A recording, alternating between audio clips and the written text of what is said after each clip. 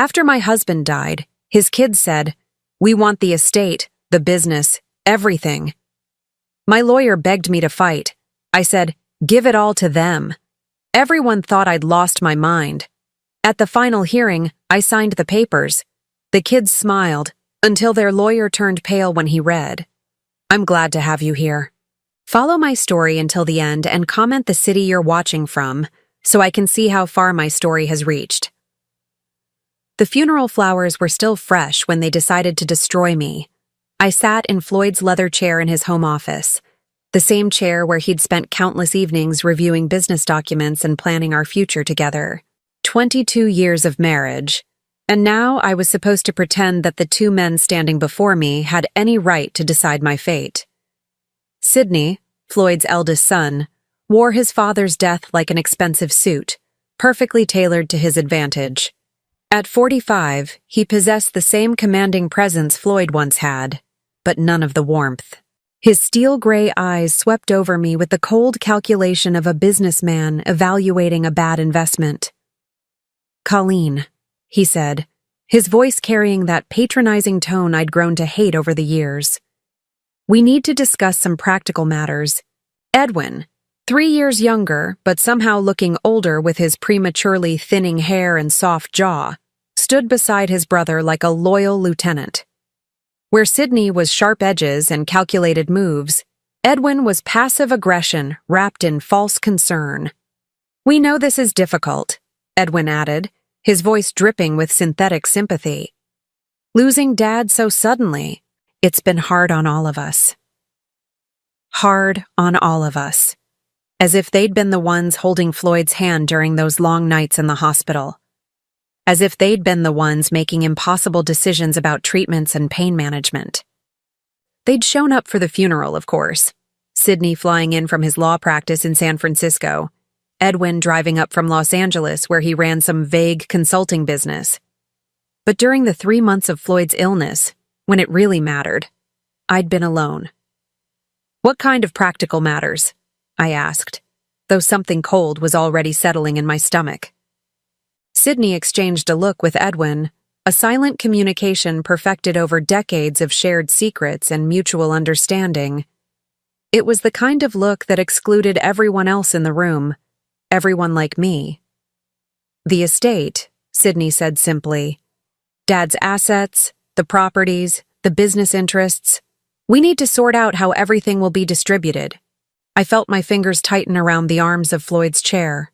The leather was worn smooth from years of his hands in the same position, and I found comfort in that familiar texture.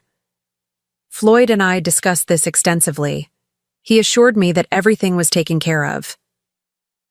"Well, yes," Edwin said, his tone suggesting that I was missing something obvious. Dad did make provisions, but perhaps he didn't explain the full complexity of the situation.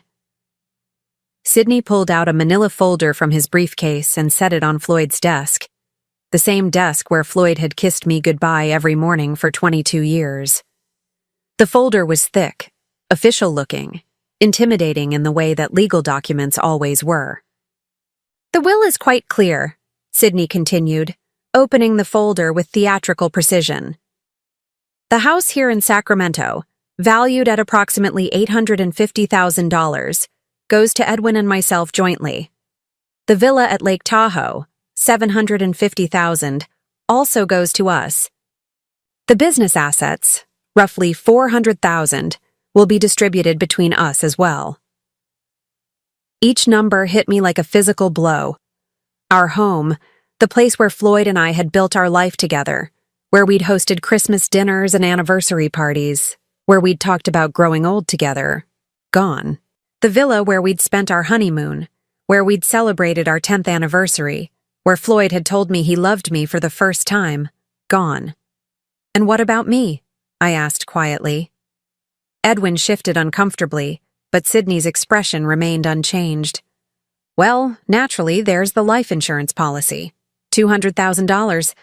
That should be more than sufficient for your needs going forward." $200,000 for a 63-year-old woman who'd given up her career to support her husband's family. For someone who'd spent the last 2 decades managing Floyd's household, entertaining his business associates, caring for him through his illness. $200,000 to start over. I see, I said, though I didn't see it all. This couldn't be right. Floyd had promised me that I'd be taken care of, that I'd never have to worry about security or stability. It's not personal, Colleen, Edwin said, and the false gentleness in his voice made my skin crawl. It's just that Dad always intended for the family assets to stay within the bloodline, you understand. Bloodline. As if the 22 years I'd spent as Floyd's wife, as Sydney and Edwin's stepmother, meant nothing. As if love and commitment were somehow less valid than genetics. Of course, Sydney added, we're not heartless. You can stay in the house for 30 days while you make arrangements. We think that's more than fair. Fair. They thought 30 days to uproot a life was fair. I looked around the office, taking in the familiar details that would soon belong to someone else. The bookshelf where Floyd kept his first edition novels, the window that looked out onto the garden we'd planned together, the small photograph on his desk, not of Sydney or Edwin, but of Floyd and me on our wedding day, both of us laughing at something I could no longer remember. There is one more thing, Sydney said, and something in his tone made me look up sharply. He pulled another document from the folder, this one smaller but somehow more ominous. Dad accumulated some significant medical bills during his final illness. The insurance covered most of it, but there's still about $180,000 outstanding. Since you were his wife and presumably made medical decisions jointly, the hospital and doctors are looking to you for payment. The room seemed to spin slightly. $180,000 in debt, with only $200,000 from the life insurance to cover it. That would leave me with $20,000 to rebuild my entire life. But surely the estate, I began. The estate assets are tied up in probate, Edwin interrupted smoothly. And given the specific terms of the will, those debts are considered separate from the inherited properties. It's unfortunate, but that's how these things work legally. I stared at them both, these 2 men who'd called me Mom at their father's funeral just 3 days ago. Sydney with his perfectly pressed suit and cold eyes. Edwin with his soft features and voice that suggested concern while delivering cruelty. I need some time to process this, I said finally. Of course, Sydney said, standing and straightening his jacket. Take all the time you need. But remember, the 30-day clock starts tomorrow. And those medical bills. Well, the longer they sit, the more complicated things become. They left me alone in Floyd's office, surrounded by the ghosts of our life together and the crushing weight of my new reality. The silence was deafening. No comfort, no reassurance, no suggestion that perhaps we could work together to find a solution that honored both Floyd's wishes and my basic human need for security. I sat there as the afternoon light shifted across the room, creating shadows that seemed to mock the brightness Floyd and I had once shared here. My hands found the small drawer in Floyd's desk where he'd always kept his personal items. Inside, beneath old receipts and business cards, my fingers touched something unexpected, a small key I'd never seen before. The key was old brass, worn smooth with handling. It didn't fit any lock I could think of in the house, but Floyd had kept it in his most private space. Why? As I held the key up to the light, I noticed Edwin's car was still in the driveway. Through the window, I could see him and Sydney standing beside it, their heads close together in animated conversation. They were celebrating, I realized, dividing up their inheritance, planning what they'd do with their newfound wealth. Neither of them looked back at the house where their stepmother, their father's wife, sat alone with the ruins of her life spread out before her. But as I watched them drive away, something strange happened. Instead of the despair I expected to feel, a different emotion began to take root. It started small, just a whisper in the back of my mind, but it grew stronger with each passing moment. They thought they'd won. They thought they'd successfully erased me from Floyd's legacy, reduced me to nothing more than an inconvenience to be managed with the minimum legal requirements. What they didn't know What they couldn't possibly know was that Floyd had always been more cunning than either of his sons realized, and after 22 years of marriage, some of that cunning had rubbed off on me. The key in my hand seemed to grow warmer as I held it, as if it were trying to tell me something. Tomorrow I would find out what lock it opened. Tonight, I would let Sydney and Edwin enjoy their victory. Martin Morrison had been Floyd's attorney for 15 years, and in all that time, I'd never seen him look as uncomfortable as he did sitting across from me in his downtown office. His usually perfect composure was cracked, revealing the concerned man beneath the professional facade. "Colleen," he said, removing his glasses and cleaning them for the third time in 10 minutes. "I have to advise you in the strongest possible terms. This is not the right decision."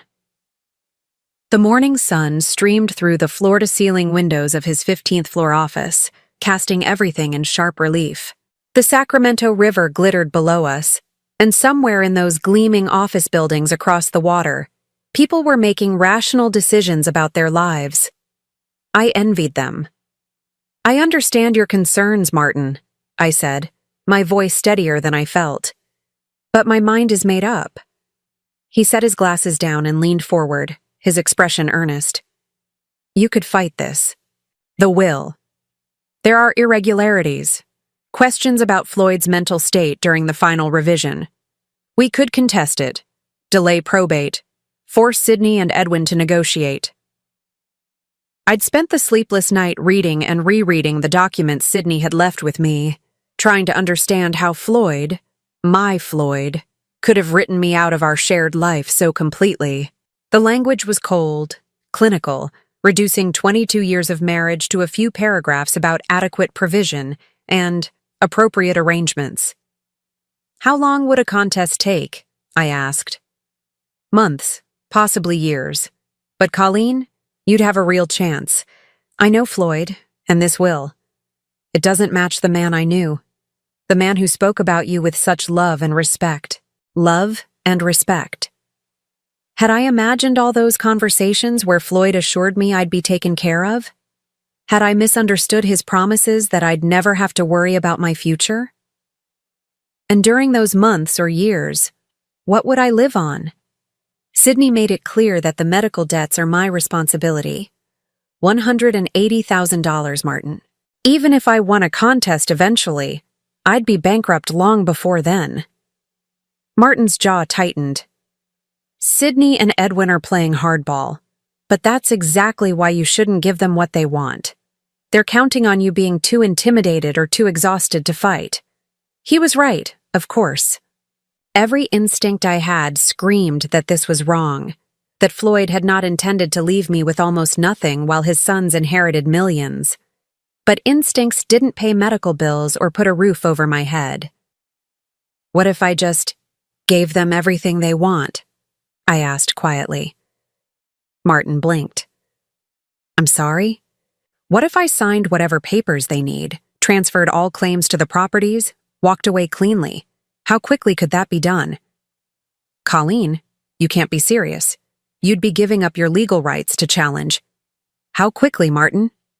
He stared at me for a long moment, his professional mask slipping to reveal genuine concern.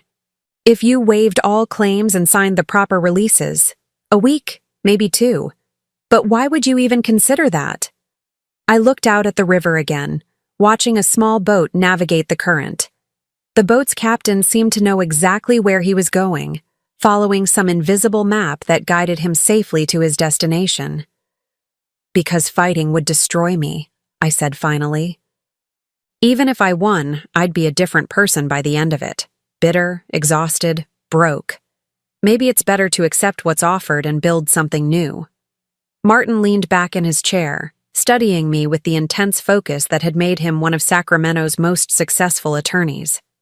"Colleen, in 30 years of practice, I've never had a client voluntarily walk away from a 7-figure inheritance. There has to be something I'm missing here." There was something he was missing, but I couldn't explain it to him. Couldn't explain the certainty that had grown in me since finding Floyd's mysterious key. All night, I'd searched the house for what it might unlock, checking every drawer, every cabinet, every storage space I could think of. Nothing. But the key felt important. Felt like Floyd trying to communicate something from beyond the grave.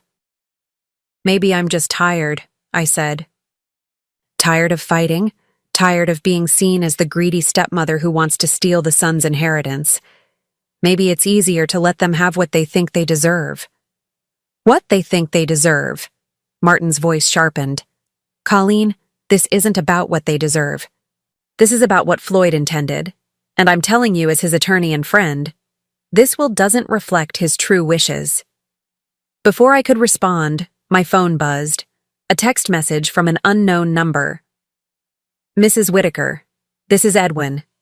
Could we meet today to discuss timeline for property transfer? Want to make this as smooth as possible for everyone involved."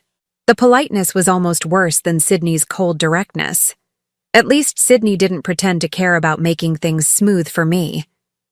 "They're already planning the transfer," I said, showing Martin the message. His face darkened. "They're rushing you. Classic pressure tactic. Colleen, I'm begging you to reconsider. Take time to grieve, to process what you've lost. Don't make irreversible decisions while you're in shock." But I wasn't in shock anymore. The numbness that had carried me through Floyd's illness and death was lifting, replaced by something that felt almost like clarity. I couldn't fight Sydney and Edwin with their lawyers and their sense of entitlement and their intimate knowledge of Floyd's business affairs. But maybe I didn't need to fight them directly. "If I were to sign the papers," I said slowly, "what exactly would I be signing away?" Martin sighed heavily, recognizing defeat. "All claims to the primary residence, the Lake Tahoe property, the business assets, any joint accounts or investments. You'd retain only the life insurance payout and any personal property that was specifically yours before the marriage. And in exchange? They'd agree to handle the medical debts from the estate funds before distribution. You'd walk away clear of those obligations." That was something, at least. It would leave me with the full $200,000 instead of just $20,000 after debt payments. Still not enough for long-term security, but enough to survive while I figured out what came next. "I need to see the exact language," I said. Martin opened his laptop and began typing. "I'll draft something that protects your interests as much as possible under the circumstances.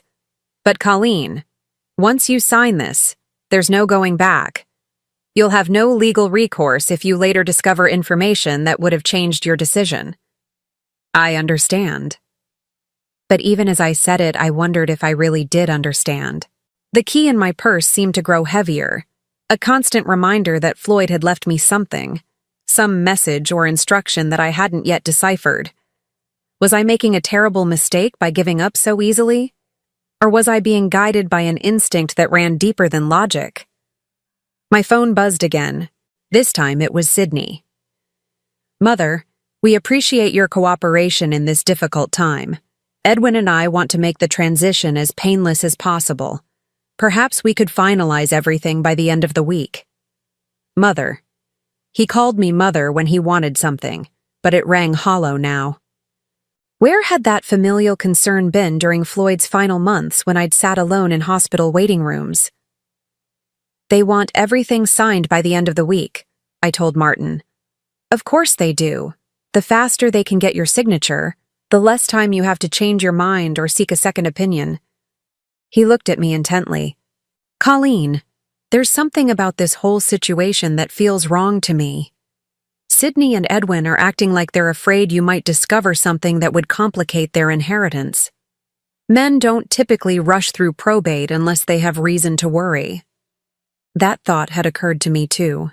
In all the years I'd known Sydney and Edwin, they'd never been particularly efficient or urgent about anything. Sydney was methodical to a fault, and Edwin was positively leisurely in his approach to business. This sudden push for quick resolution felt out of character.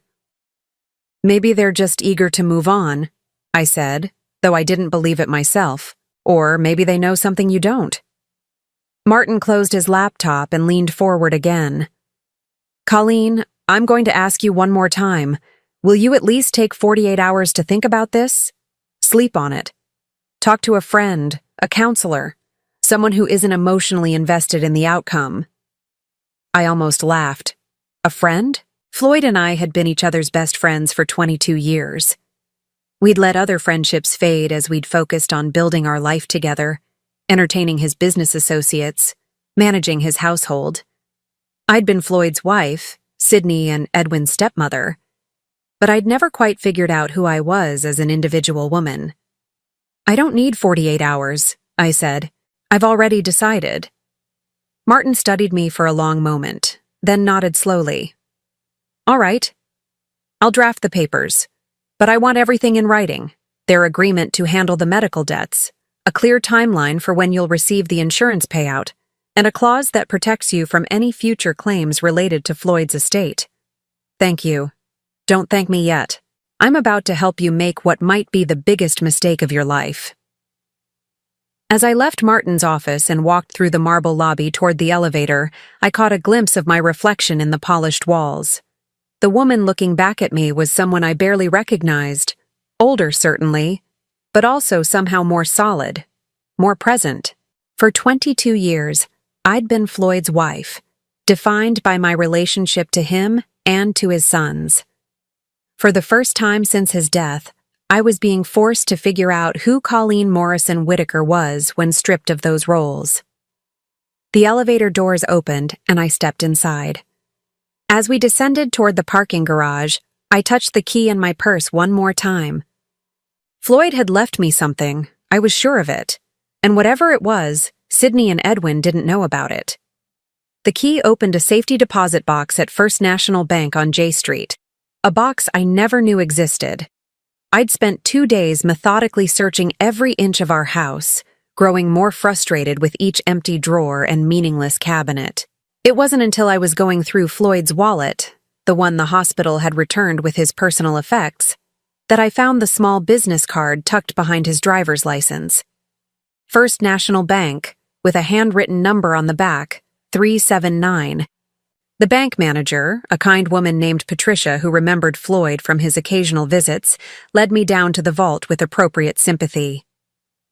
"Mr. Whitaker was very specific about this box," she said as we descended the marble steps. "Only you and he had access. He opened it about 6 months ago." 6 months ago. Right around the time Floyd's health had started declining, when he'd begun having those mysterious business meetings that he'd never quite explained to me. The box was larger than I'd expected, and heavier. Patricia left me alone in the small viewing room, and with trembling fingers, I lifted the metal lid. Inside were documents, lots of them. But these weren't the legal papers I'd expected, wills or insurance policies or business contracts. These were personal letters, printed emails, financial statements, and what looked like surveillance reports. The first thing that caught my eye was a letter in Floyd's handwriting, dated just 2 months before his death. The envelope was marked, "For Colleen, open only after reading everything else." I set that aside and picked up the next document, a printed email exchange between Sydney and someone named Marcus Crawford. The timestamp showed it was from 8 months ago, and as I read, my blood grew cold. "Marcus, Dad's getting worse. The doctors think he's got maybe 6 months. We need to move faster on the transfer protocols. Can you expedite the paperwork we discussed?" The reply was equally chilling. "Sydney, I've prepared the documents as requested. Once your father signs, the business assets will be restructured under the shell companies we established. The personal properties can be transferred immediately upon death. What about the wife? Colleen won't be a problem. She doesn't understand the business side, and by the time she figures out what's happening, it'll be too late. Dad trusts us completely." I had to read it twice before the meaning sank in. They'd been planning this for months. While I was caring for Floyd, driving him to doctor appointments, managing his medications, his sons were plotting to steal not just from me, but from their own father. The next document was a bank statement for an account I'd never heard of. Whitaker Holdings, LLC. The balance showed $4.7 million. Below it was a handwritten note from Floyd. "Colleen, this is our real savings. The boys think all my money is tied up in the house and business, but I moved the bulk of our assets here months ago. I was trying to protect us. $4.7 million. We weren't poor. We weren't even middle class.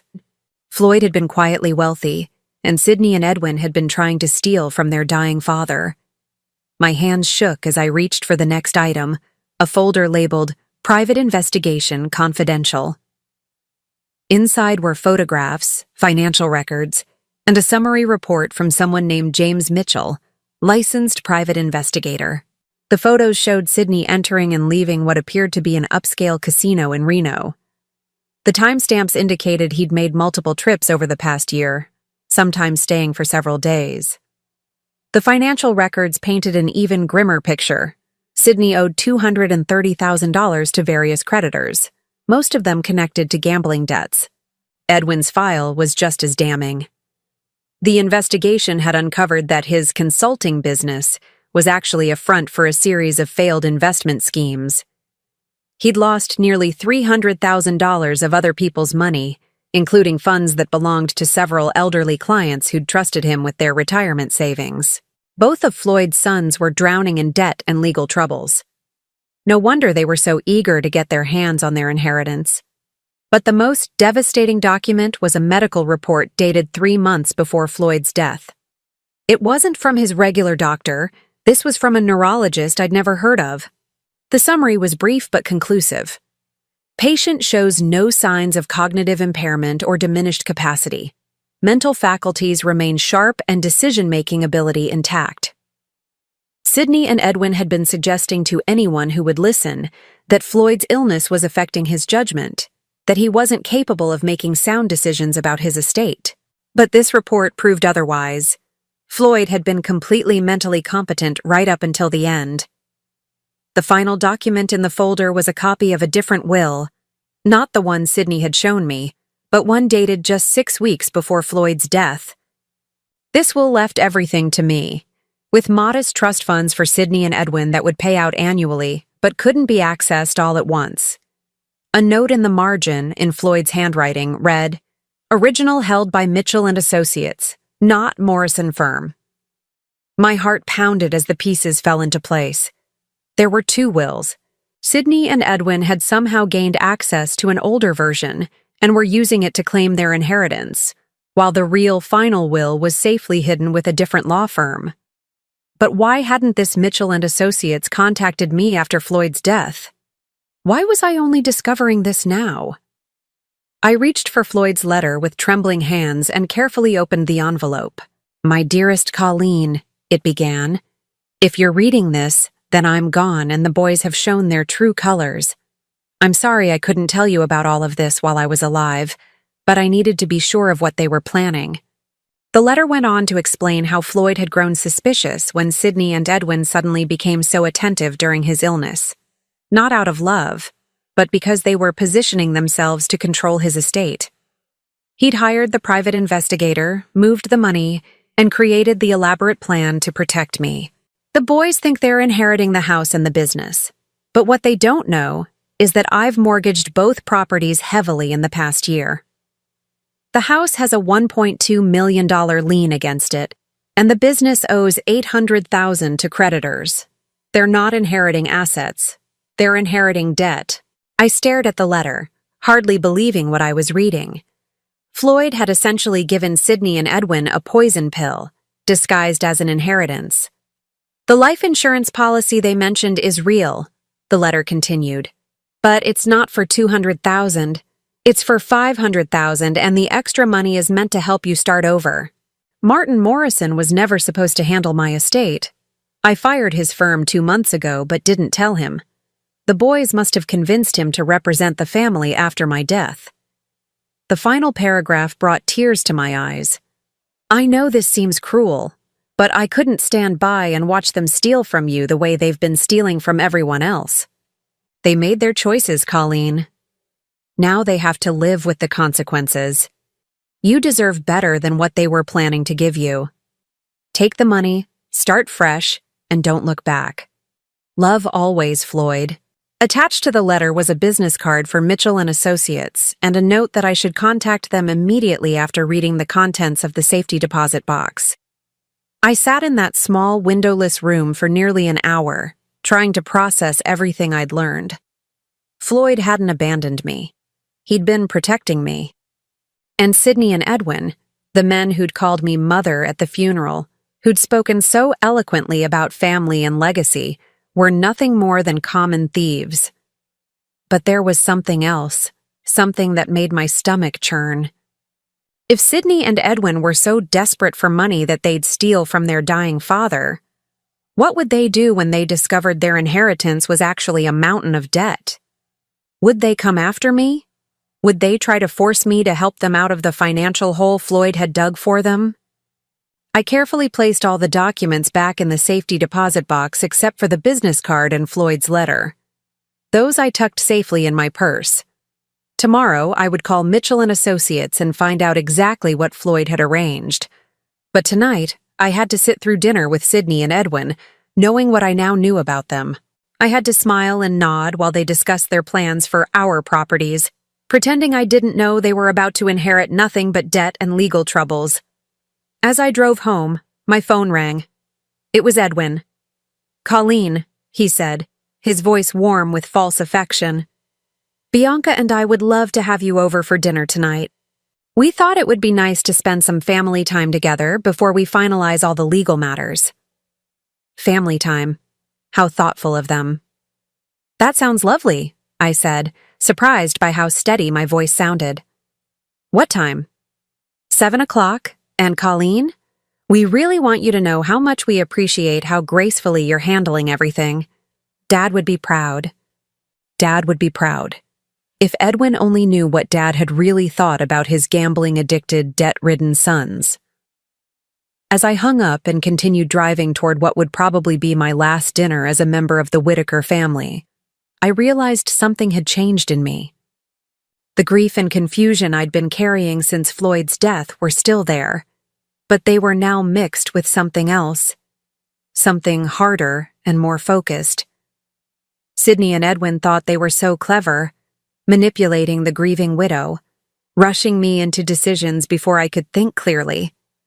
They had no idea that their father had been 10 steps ahead of them the entire time, and they certainly had no idea that I was about to be 10 steps ahead of them too. Dinner was going to be very interesting indeed. Edwin and Bianca's house in Granite Bay was a monument to borrowed money and false success. As I pulled into their circular driveway, I couldn't help but notice the new luxury cars, a BMW and a Mercedes, that clearly cost more than most people made in a year. Now I understood where the money had come from. Bianca answered the door wearing a designer dress that probably cost more than my monthly grocery budget. At 38, she'd perfected the art of looking expensively maintained. Highlights that cost $600 every 8 weeks, nails that required weekly touch-ups, jewelry that sparkled with the kind of stones that came with insurance riders. "Colleen!" she exclaimed, pulling me into an air kiss that barely grazed my cheek. "You look wonderful. How are you holding up?" The concern in her voice was about as genuine as her nail color, but I smiled and played along. "I'm managing, dear. Thank you for having me." Sydney was already there, lounging in Edwin's study with a scotch in his hand that probably cost more per bottle than I spent on groceries in a month. The room was all dark wood and leather, designed to project success and stability. What it actually projected, now that I knew the truth, was desperate overreach. "Mother," Sydney said, standing to give me a brief hug. "You're looking better. I was worried about you after our conversation yesterday." Yesterday, when he'd told me I was essentially homeless and bankrupt. Such touching concern. Edwin emerged from the kitchen carrying a wine glass filled with what looked like a very expensive Chardonnay. "Colleen, so glad you could make it. Bianca's been cooking all afternoon. Her famous herb-crusted salmon." The three of them moved around me like gracious hosts, offering drinks and appetizers, commenting on my appearance, asking about my plans. It was a masterful performance of family concern, And if I hadn't spent the afternoon reading about their gambling debts and failed business ventures, I might have been touched. Dinner was served in their formal dining room, complete with china that looked like it belonged in a museum and silverware heavy enough to be weapons. Bianca had indeed outdone herself. The salmon was perfectly prepared, the wine expertly paired, the presentation flawless. "So," Sydney said as we settled into the main course, "Martin Morrison called me this afternoon. He mentioned you're ready to move forward with the estate transfer." I took a delicate bite of salmon, buying time. "Yes, I've decided that fighting over Floyd's wishes isn't how I want to spend my remaining years. Family harmony is more important than money." The relief that flickered across Edwin's face was almost comical. That's wonderful, Colleen. Really wonderful. Dad would be so pleased to know we're all working together. We've prepared some papers," Bianca added, reaching for a manila folder that had been sitting on the sideboard. "Just to make everything official. Our attorney drew them up to complement what Martin is handling." Their attorney. Of course they'd brought in their own legal representation. I wondered if this mysterious lawyer knew about Sydney's gambling debts or Edwin's fraudulent investment schemes. "How thoughtful," I said, not touching the folder. "But I should mention that I've been doing some thinking about the medical bills." The temperature in the room seemed to drop several degrees. Sydney set down his wine glass with just a bit too much force. "What kind of thinking?" Edwin asked, his voice carefully neutral. "Well, $180,000 is a substantial amount. I was wondering if perhaps we should have an accountant review the estate's liquid assets before I commit to taking on that debt personally." Sydney and Edwin exchanged a look, the same kind of silent communication I'd witnessed in Floyd's office, but this time I could read the subtext. They were afraid I might discover something. "Colleen," Sydney said carefully, "I thought we'd explain that the estate assets are tied up in probate. The medical bills are separate from the inheritance." "Of course," I said pleasantly, "but Floyd was always so meticulous about his record-keeping. I'm sure there must be documentation of exactly what debts belong to the estate versus what's considered personal responsibility." Bianca laughed, the sound just a bit too bright.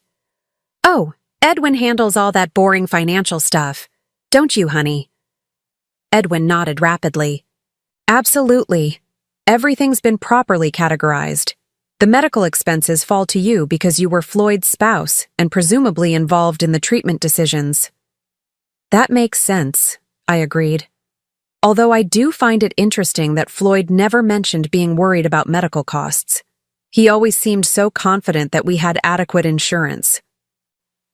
The silence stretched just a beat too long. Sydney cleared his throat. "Insurance doesn't cover everything, unfortunately. Dad's treatment was quite extensive in those final months." I knew I was walking into dangerous territory, but I couldn't resist pressing just a little. "I suppose I should contact the hospital directly. Get an itemized breakdown of what's owed and what the insurance actually covered." Edwin's fork clattered against his plate. That's not necessary, Colleen. I've already handled all that. Very thoroughly." "I'm sure you have," I said. "But as Floyd's widow, I feel responsible for understanding exactly what happened financially during his final illness. It's the least I can do for his memory." Bianca jumped up suddenly. "Who wants dessert? I made that chocolate torte recipe from Food and Wine magazine." She practically fled to the kitchen, and I didn't miss the meaningful look Sydney shot at Edwin. They were rattled, and I'd barely begun to probe. "Colleen," Sydney said, leaning forward with what I supposed was meant to be a paternal expression, "I hope you're not second-guessing our arrangement because of something someone else said. Sometimes people who aren't familiar with estate law can give misleading advice." "Oh no," I assured him. "I'm not second-guessing anything. I'm just trying to be thorough. Floyd always said that the devil was in the details." Edwin laughed nervously. "Dad did love his paperwork." "He certainly did. In fact, I've been going through his office, and I keep finding documents I don't understand. Bank statements for accounts I've never heard of. Business papers for companies I didn't know he was involved with." The color drained from Edwin's face. What kinds of documents? Oh, nothing important, I'm sure. Just confusing financial statements. Although I did find a safety deposit box key that I'd never seen before. Sydney went very still. A safety deposit box? Yes. Isn't that odd? I thought I knew about all of Floyd's financial arrangements, but apparently he had some accounts and boxes I wasn't aware of. I suppose I should look into those before we finalize everything. The look that passed between the brothers this time was pure panic, quickly suppressed but unmistakable. Mother, Sydney said, his voice strained with the effort to sound casual. You shouldn't worry yourself with all that paperwork. Legal documents can be very confusing for someone without a business background. Why don't you let Edwin and me handle reviewing whatever you found? That's very sweet of you both, I said. But I think Floyd would want me to understand our financial situation myself. After all, I'll be managing on my own from now on. Bianca returned with the torte, her smile looking somewhat forced. As she served dessert, the conversation shifted to safer topics. The weather, Edwin's latest consulting project, Sydney's law practice. But I could feel the tension underneath their polite chatter like an electrical current waiting to spark. After dinner, as I prepared to leave, Sydney walked me to my car. Colleen, he said, his hand on my car door. About those documents you mentioned finding. Yes? It would probably be best if you brought them to our next meeting. Let us help you sort through what's important and what isn't. Dad's filing system wasn't always logical. I smiled at him, the same pleasant smile I'd worn all evening. Of course, Sydney. Family should help family. But as I drove away, I caught a glimpse of him in my rearview mirror, standing in the driveway with his phone already pressed to his ear. He was making a call that couldn't wait until he got back inside. By the time I reached home, my own phone was ringing. It was a number I didn't recognize. Mrs. Whitaker? This is James Mitchell from Mitchell & Associates. I believe you may have some documents that belong to my office? Mr. Mitchell, I said, settling into Floyd's chair in his study. How did you know I'd found them? Your husband was very specific in his instructions. If you found the safety deposit box, I was to contact you within 24 hours. Ma'am, we need to meet as soon as possible. There are some things about your husband's estate that you need to know before you sign anything with Sydney and Edwin. What kinds of things? Things that will change everything, Mrs. Whitaker. Everything. As I hung up the phone and looked around Floyd's study, my study now, I realized that the invisible game I'd been playing all evening was about to become very visible indeed. Sydney and Edwin thought they were manipulating a grieving widow, but they had no idea that their father had been playing a much longer, much more sophisticated game. James Mitchell's office was nothing like Martin Morrison's polished downtown suite.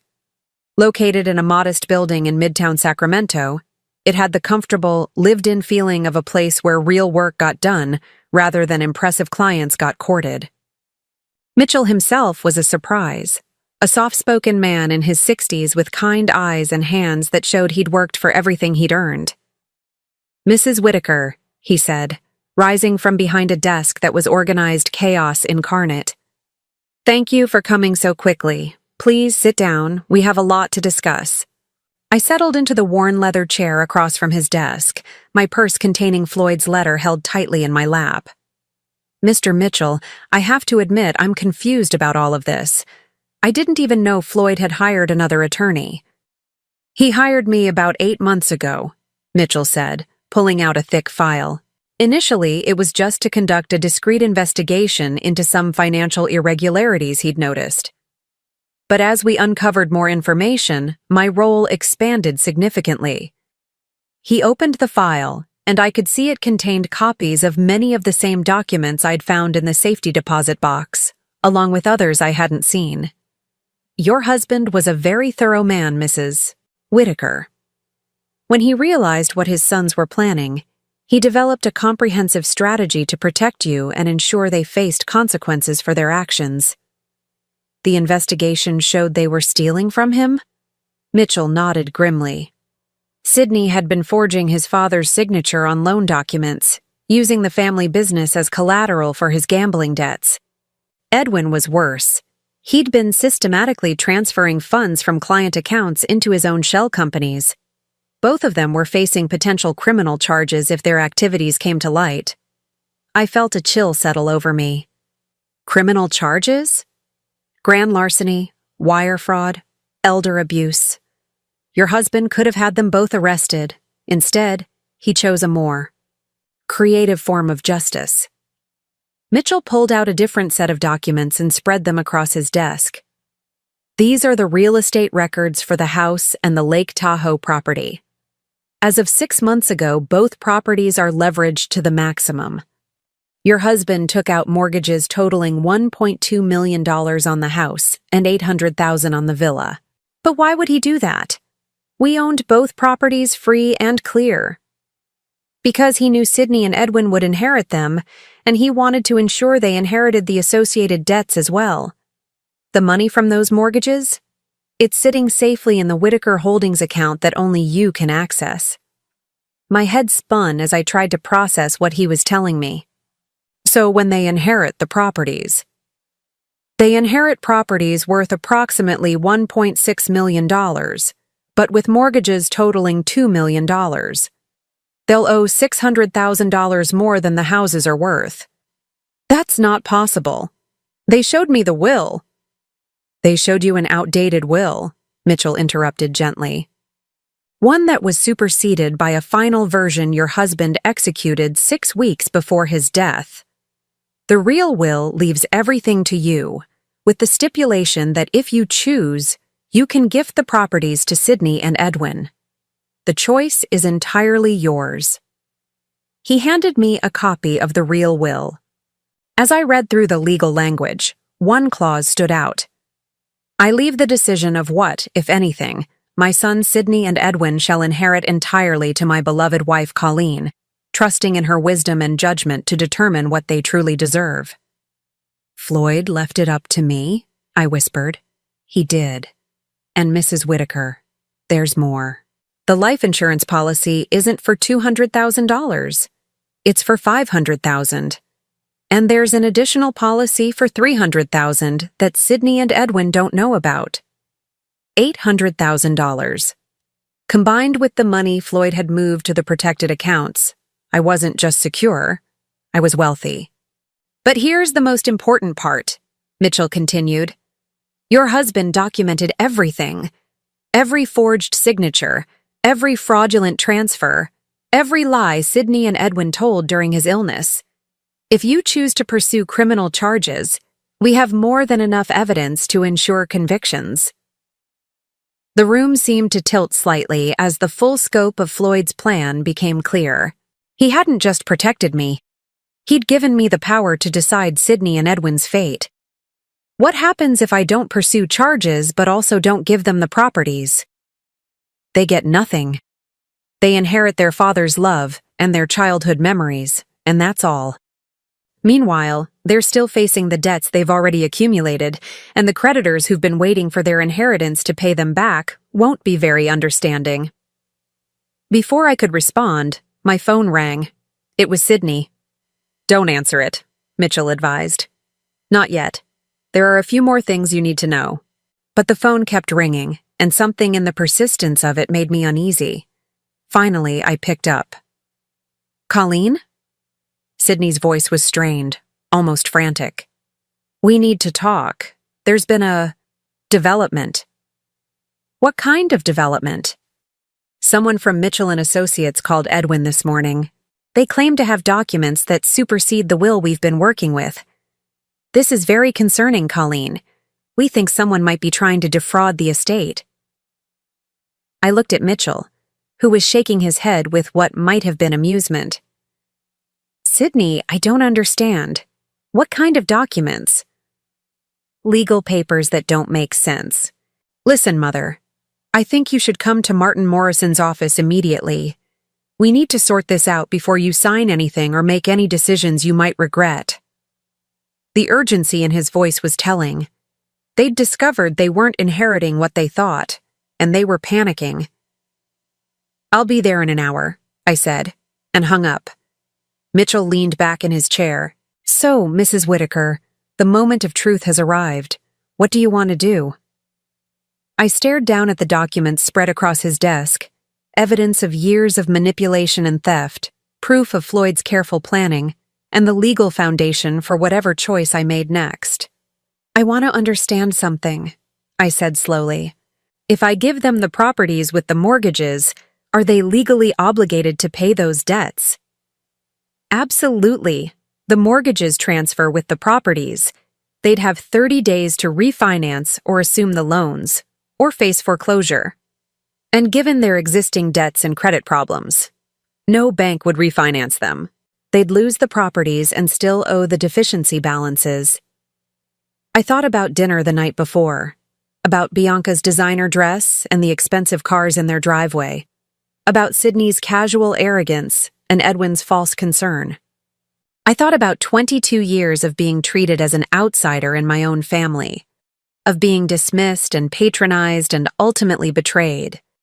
But mostly, I thought about Floyd, lying in that hospital bed, knowing what his sons were planning, working even in his final weeks to protect me from their greed.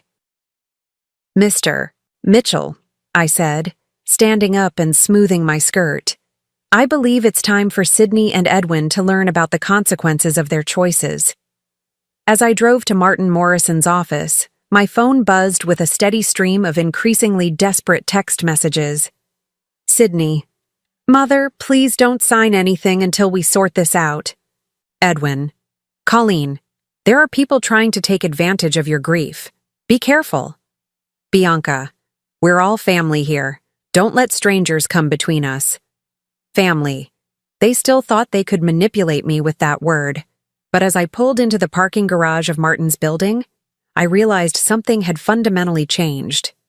For the first time in 22 years, I wasn't walking into a meeting as Floyd's wife or as Sydney and Edwin's stepmother. I was walking in as Colleen Whitaker, a woman with $5.7 million, complete legal documentation of her stepson's crimes, and the power to decide their future. The scared, grieving widow they thought they were manipulating had ceased to exist.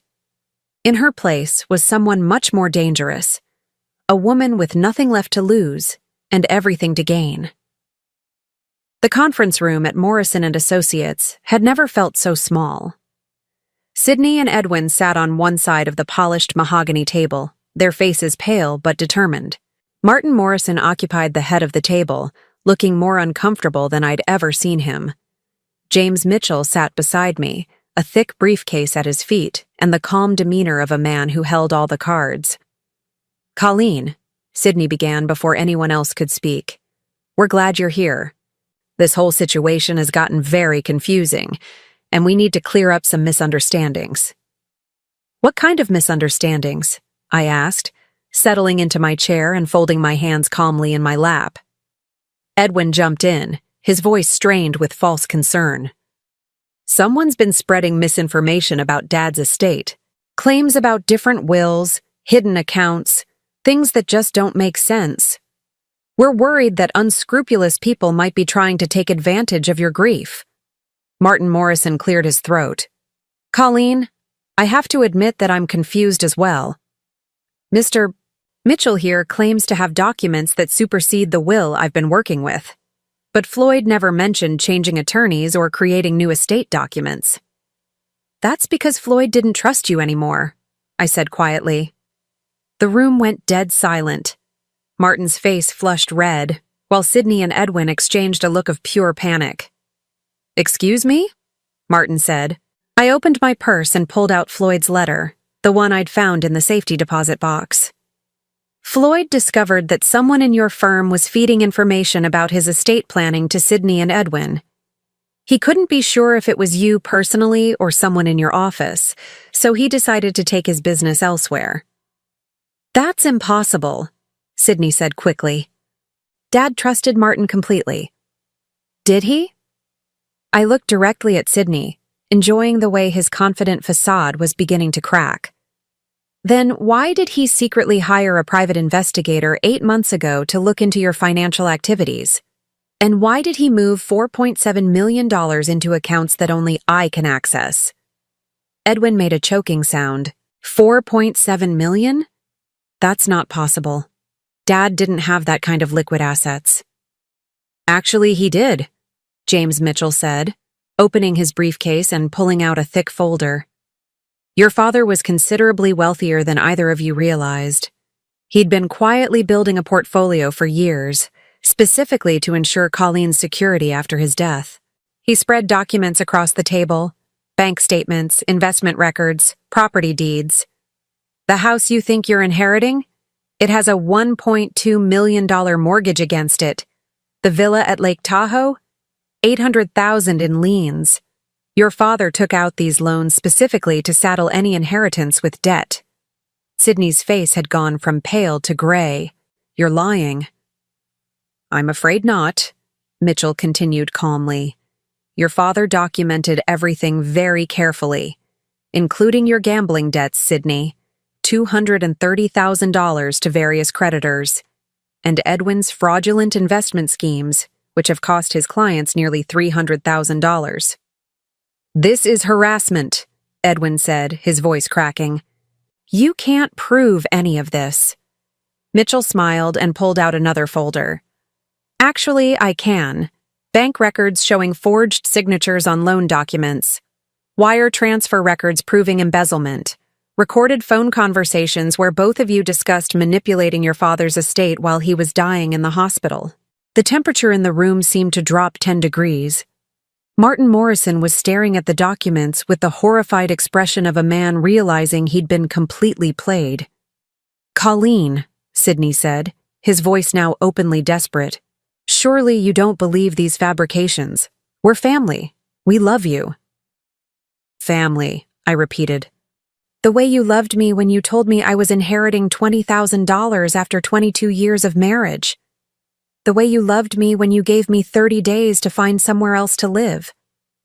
Bianca, who had been silent until now, suddenly spoke up. This is all just a misunderstanding. We can work this out. We can make adjustments. Actually, I interrupted, there's nothing to work out. The real will, the legally binding one, leaves everything to me. The choice of what, if anything, Sydney and Edwin inherit is entirely mine. I reached into my purse and pulled out another document. This is a gift deed I had prepared this morning. I'm giving you exactly what you tried to give me. Sydney grabbed the document and read it quickly, his face cycling through confusion, understanding, and finally horror. You're giving us the house and the villa, Edwin said slowly. But with the mortgages. That's correct. You'll own properties worth approximately $1.6 million, with associated debts of $2 million. That leaves you $600,000 in the hole, which seems fitting given your existing financial difficulties. You can't do this, Sydney said, but his voice lacked conviction. Actually, I can. It's exactly what Floyd intended. He wanted you to face the consequences of your choices. Martin Morrison finally found his voice. Colleen, this is extremely irregular. Perhaps we should take some time to consider all options. No, I said firmly. I've considered everything. Sydney and Edwin can accept their inheritance as offered, or they can walk away with nothing. Those are their only options. And if we refuse? Edwin asked. James Mitchell answered. Then Mrs. Whitaker will pursue criminal charges for elder abuse, grand larceny, and wire fraud. The evidence is overwhelming. You'd both be looking at significant prison time. The silence stretched on for what felt like hours. I could see Sydney's mind working, trying to find an angle, a way to negotiate or manipulate the situation. Edwin just looked defeated. Finally, Sydney spoke.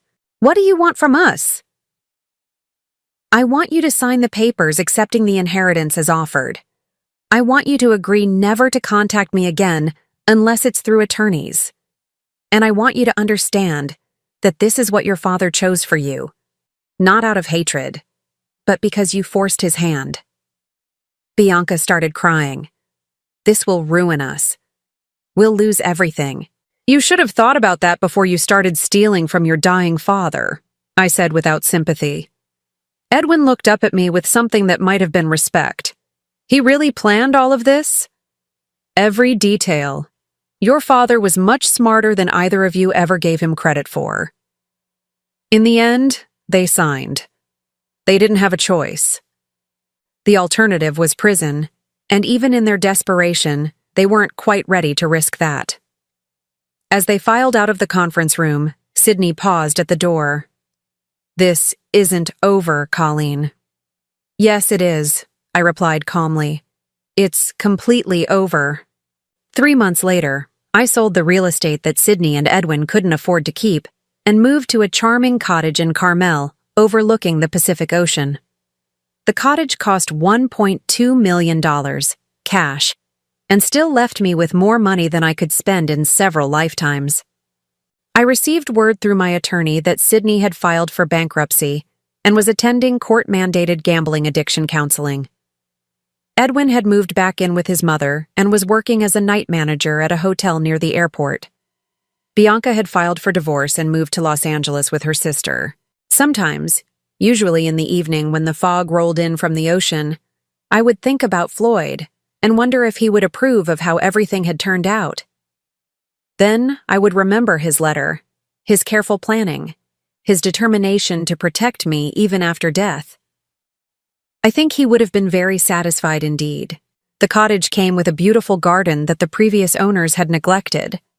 I spent my days bringing it back to life, planting roses like the ones Floyd and I had grown together, creating herb gardens and flower beds that bloomed in carefully planned succession throughout the year.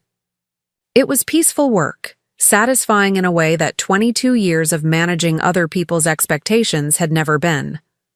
For the first time in my adult life, I was accountable to no one but myself. I joined the local gardening club, took watercolor classes at the community college, and even started volunteering at the animal shelter. Simple pleasures, but they felt revolutionary after decades of living my life in service to others' needs and wants. One afternoon, while deadheading the roses in my front garden, a young woman stopped by the gate. She was perhaps 30, with kind eyes and a hesitant smile. "Excuse me," she said. "I'm Sarah Mitchell, James Mitchell's daughter. He told me you might be interested in some volunteer opportunities." I set down my pruning shears and walked over to the gate. "What kind of opportunities?"